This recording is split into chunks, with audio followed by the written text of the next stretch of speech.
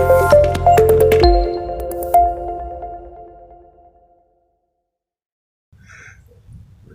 ngap, kembali ke channel teman akhir pekan bersama saya Christian Mahendra Tariwardana. Jadi kali ini saya akan sedikit sharing tentang pengalaman saya yang cukup mendebarkan beberapa waktu lalu, tepatnya masih kemarin. Jadi kemarin di Instagram saya sempat agak geger karena tiba-tiba saya posting bahwa saya berada di satu rumah sakit, di infus dan sebagainya. Pada tanya toh, ngapa mas? Daripada saya jawab satu-satu terus terlalu panjang, jadi akan saya ceritakan di video ini. Nah, jadi kemarin, tepatnya pada hari Kamis 22 April 2020, saya menjalani operasi impaksi gigi, yang intinya ya cuma cabut gigi. Masa ya mau ngabarin aku mau cabut gigi dan sebagainya, nggak perlu toh. Terus impaksi gigi itu apa toh, kok harus dioperasi? Nah, ini mau tak ceritakan di video kita kali ini. Nah, tentunya disclaimer dulu bahwa video ini hanya berdasarkan pengalaman saya sebagai pasien. Jadi nanti kalau tentang lebih detail secara medis, teman-teman bisa searching di Google, di YouTube banyak sekali dari ahli-ahlinya, dari ahli bedah mulut yang lebih mengetahui secara medis tentang impaksi gigi ini. Nah, saya hanya menceritakan pengalaman saya. Mungkin kalau teman-teman ada yang mengalami hal yang sama, ini bisa menjadi salah satu referensi buat teman-teman sekalian. Oke, langsung kita mulai saja ceritanya. Awalnya gimana tuh mas? Kok tiba-tiba operasi gigi tuh? Awalnya itu sekitar bulan Oktober sampai November tahun kemarin, tahun 2020, saya itu ada keluhan di gigi, yang pada waktu itu ya sakit gigi biasa. Awalnya sakit gigi. Oke, saya sementara atasi dengan obat sakit gigi biasa karena waktu itu sedang banyak pekerjaan juga. Pokoknya yang penting kerjaan beres dulu lah. Kemudian beberapa waktu saya merasakan migrain yang sangat sakit, teman-teman. Jadi di sekitar kepala saya sebelah sini itu benar-benar ada kayak migrain, sakit banget, sampai saya nggak bisa ngapa-ngapain, itu gelundang-gelundung kayak kumban. Waktu itu saya mengira karena sakitnya itu di sekitar telinga, sakit migrainnya itu karena mungkin ada sesuatu di telinga saya. Nah, karena sakitnya di sekitar sini. Waktu itu saya pun ke dokter THT dan diberi obat waktu itu karena kebetulan memang ada jamur, tapi tak pikir kok harusnya kalau jamur itu enggak membuat sampai sesakit itu. Kemudian beberapa waktu gusi saya sebelah kanan waktu itu mengalami pembengkakan.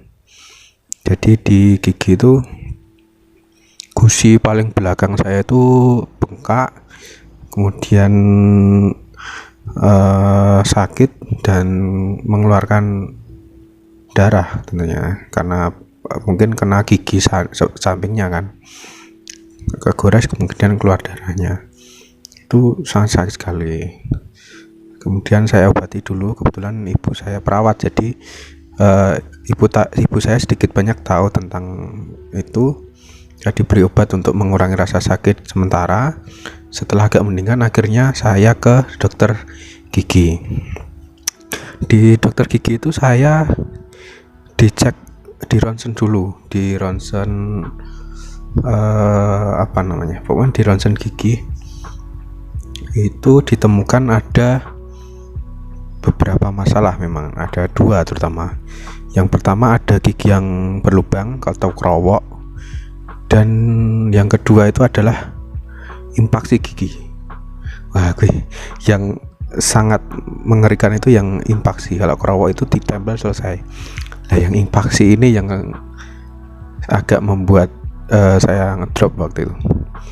Nah, impaksi gigi itu apa, Mas? Jadi gigi kita di sebelah belakang ini itu ada yang namanya gigi bungsu, di mana gigi ini itu tumbuh belakangan atau sering dibilang gigi bumps, bungsu.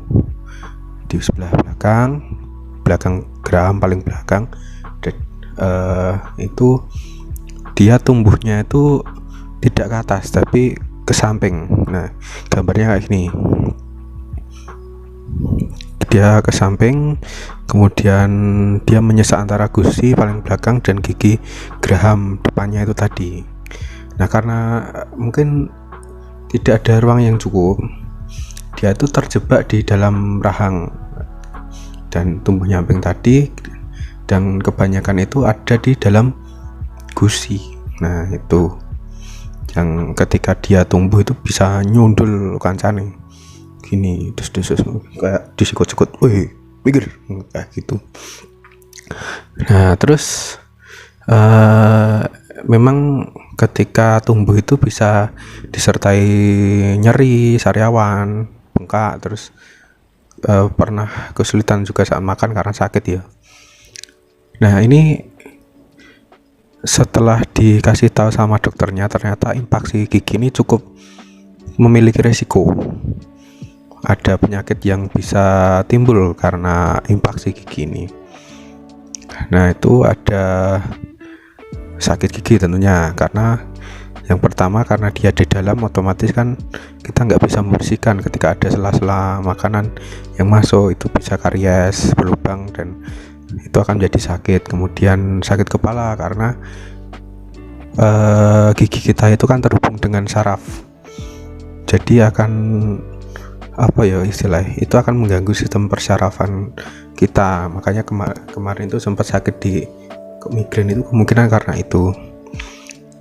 Dan yang terutama itu yang bagian atas kan naik, dia impaksinya berbeda dengan yang bawah. Kalau bawah itu kayak gini, kalau yang atas itu dia naik. Jadi kalau temannya segini, dia segini, itu dia kena saraf bagian atas dan bisa menyebabkan sinusitis kalau nggak salah. Dan kalau sampai itu terlambat penangannya, bisa nanah, infeksi dan sebagainya, itu komplikasi sampai kemana-mana. Nah, akhirnya ya itu tadi. Dan keempat, gigi saya impaksi, atas dua-duanya dan bawah dua-duanya. Seperti ini gambarnya, gambar seperti ini. Yang paling bawah, yang bawah pojok kanan kiri, dia tumbuhnya ke samping, terus yang atas itu naik semua. Dan kebetulan sebelah sini itu ada yang dulu kerawak, berlubang, terus tinggal akar doang. Karena posisinya dekat dengan impaksi, jadi sekalian diambil. Jadi saya harus mencabut 5 gigi saya. Ngeri ya. Luar biasa pokoknya. Nah, waktu itu saya pun diberi rujukan ke dokter spesialis bedah mulut. Kebetulan saya akan ditangani oleh dokter Adi Subekti, dan rencananya eksekusinya akan di RSUD Kota Jogja, di tempat bertugasnya dokter Adi ini. Karena menurut info, dokter Adi ini cukup berpengalaman dan juga aman lah, bisa dibilang bisa terjamin keamanannya. Seperti itu teman-teman. Oke. Dan kebetulan di RSUD Kota Jogja sendiri juga sudah bisa pakai BPJS, dan saya sudah pakai BPJS. Tapi untuk biaya nanti akan saya bahas di belakang aja. Waktu itu setelah bulan November tadi, saya sebenarnya takut dengan operasi ini ya. Jadi saya baru akhirnya memberanikan diri di bulan April saya mendaftar dan saya mendapat jadwal di tanggal 22 April ini. Nah, kemudian prosesnya itu kurang lebih 3 hari, yaitu yang hari pertama nanti pendaftaran dan observasi, hari kedua eksekusi, dan kemudian pemulihan sampai hari ketiga. Di hari pertama, di hari Rabu tanggal 21 April, waktu itu saya ditemani ibu saya ke RSUD Kota Jogja untuk mengurus pendaftaran, kemudian screening awal. Di situ saya cek swab antigen, kemudian pengambilan sampel darah, dan juga ronsen tubuh. Kalau gigi kan tadi udah, waktu sebelumnya sudah. Saya ronsen tubuh untuk memastikan bahwa saya itu layak untuk mengikuti prosedur operasi dan aman untuk tenaga medis, karena kan di swab dulu, nanti kalau ternyata positif kan bahaya juga buat tenaga medisnya. Nah, setelah agak siang hasilnya keluar dan dinyatakan saya bisa operasi, saya pun mendaftar ke rawat inap dan saya diantar ke ruangan saya. Nah, kebetulan sebenarnya askes saya di kelas 3, yang biasanya ruangan inap kelas 3 itu banyak orang. Saya minta untuk naik ke kelas 2 yang bisa satu kamar sendiri, walaupun gak senyaman kelas 1, tapi cukup lah, karena menghindari risiko ya di masa pandemi. Ya siapa yang tahu kita bertemu dengan pasien lain, dengan keluarga pasien lain, kemudian kamar mandinya mungkin bisa jadi satu. Lebih baik saya mencari hal yang aman, walaupun nanti tombok sidik, tapi nggak masalah. Nah, kemudian sampai di situ mulai siang itu saya nggak ngapa-ngapain, gabut aja di ruang inap, karena saya baru mulai diproses itu malam jam 12 malam. Itu saya harus menjalani puasa. Mulai jam 12 malam saya harus puasa, nggak boleh makan, nggak boleh minum, perut harus kosong, karena rencananya saya dioperasi hari Kamisnya jam 10, sekitar jam 10. Itu pada hari Kamisnya kurang lebih pukul 6 ada perawat yang datang. Ada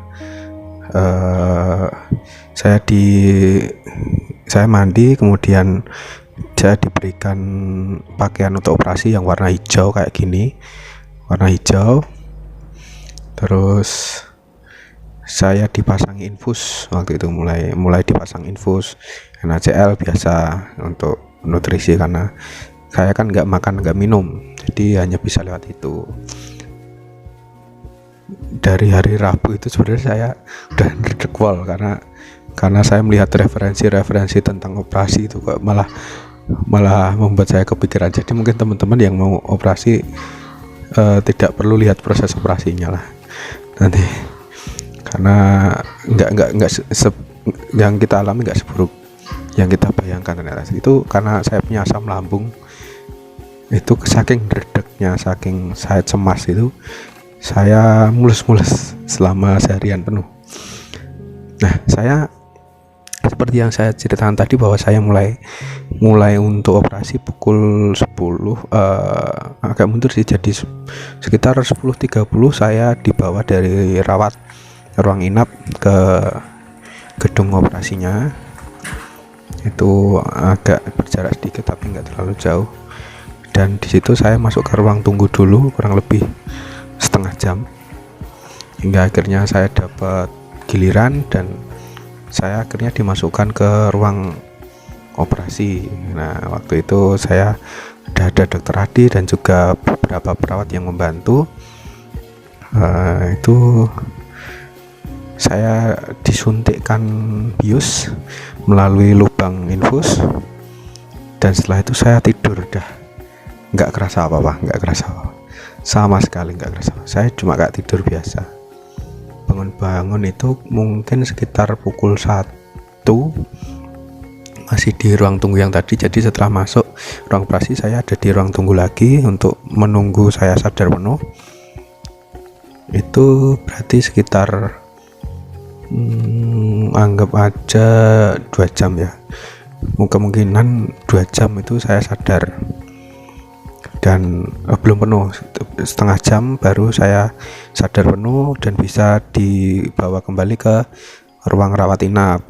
Nah, di situ saya nggak merasakan sakit, nggak merasakan apapun, ya cuma tiba-tiba pipi saya agak bengkak, sampai sekarang ya masih agak bengkak. Dan tapi nggak nyeri sih, mungkin karena ada efek obat bius dan juga obat anti nyeri dan peradangannya dari dokter. Nah, setelah itu saya masih menjalani pemulihan selama 1 malam. Nah, tapi untuk proses operasinya silahkan teman-teman cari sendiri, searching di YouTube, di Google itu banyak. Karena mungkin saya sendiri gak berani untuk melihatnya karena katanya mengerikan, karena ketika kita bius total kan kita mungkin pakai alat bantu nafas dan juga untuk menyedot cairan itu yang buat operasi itu, biar nggak masuk ke dalam. Katanya, saya nggak berani nonton. Nah, untuk setelah operasi saya masih kurang lebih 1 malam di situ, untuk masih ada injeksi melalui infus, ada obat peradangan, ada obat anti peradangan, sama biar nggak sakit itu loh, biar nggak sakit, biar anti nyeri.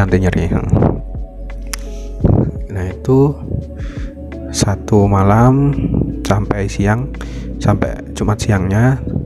Nah, terus saya kira awalnya setelah operasi itu saya nggak bisa makan. Saya membayangkannya itu saya di sini wabah besar, terus mungkin pakai kain itu, nggak tahu deng. Jadi cuma bisa makan bubur saya kira, tapi ternyata saya malah diminta untuk makan nasi, katanya untuk melatih rahang saya karena habis dibius, dilatih pelan-pelan. Jadi sudah boleh makan nasi, yang penting lauknya bebas, yang penting nggak terlalu keras banget, takutnya nanti kena bagian yang kena ini yang habis dioperasi. Jadi saya makannya pakai gigi depan kemarin itu. Untuk giginya saya sebenarnya simpan, cuman nggak perlu saya tunjukkan lah. Bentuknya kayak gitu, ada dibawa pulang, giginya dibawa pulang itu. Nah, sampai hari yang ketiga, hari Jumat, tidak ada rasa nyeri yang saya rasakan, cuma masih bengkak sampai sekarang. Ini hari Jumatnya malamnya. Saya pulang sampai rumah tadi sekitar jam 1 siang. Jadi mungkin besok tentu saja saya masih menjalani kontrol, dan juga ada obat yang diminum, masih minum obat anti radang dan juga anti nyeri selama beberapa waktu. Nah, beruntungnya jahitan saya itu pakai benang yang nantinya ada di daging, jadi bukan benang itu kan ada yang kalau jahitan itu setelah selesai operasi nanti kalau sudah sembuh dicopot, diambil loh. Kebetulan saya benangnya jadi daging, jadi aman, nggak harus dicopot lagi, agak tenang saya. Seperti itu teman-teman yang saya rasakan. Intinya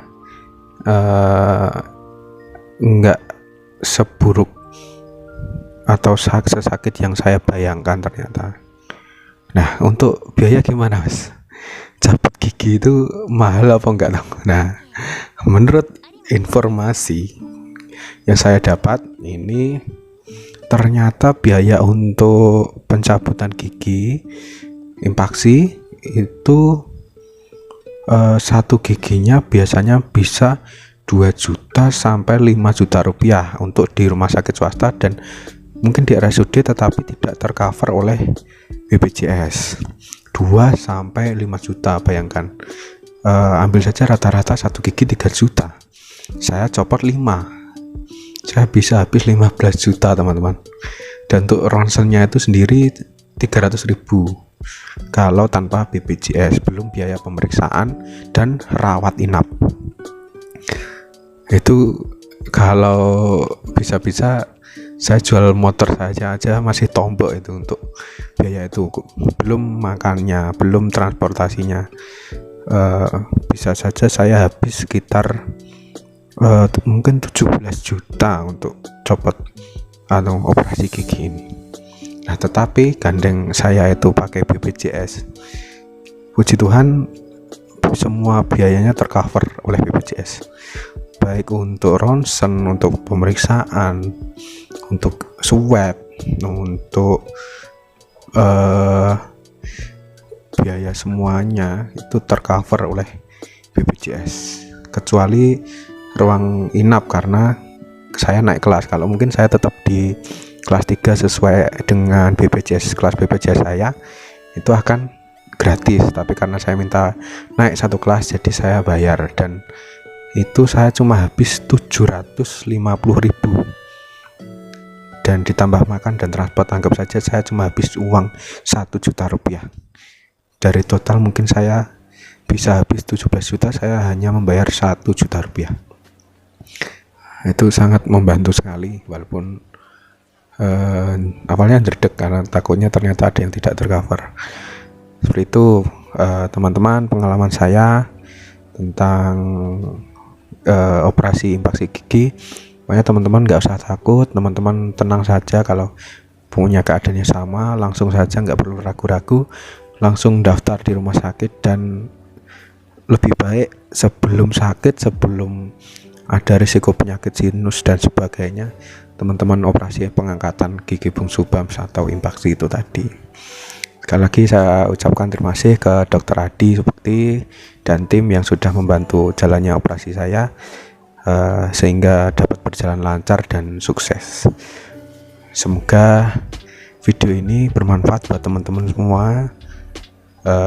Sekali lagi jangan takut untuk melakukan operasi impaksi gigi. Sampai jumpa di lain kesempatan.